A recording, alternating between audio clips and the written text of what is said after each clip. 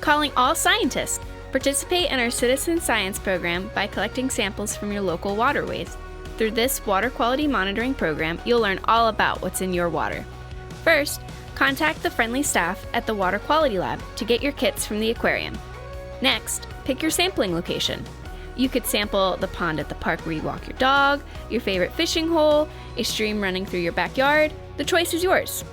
To ensure that you receive high-quality, accurate data, collect your sample using the correct sampling technique, placing it immediately on ice to preserve it, and carefully record the chain of custody.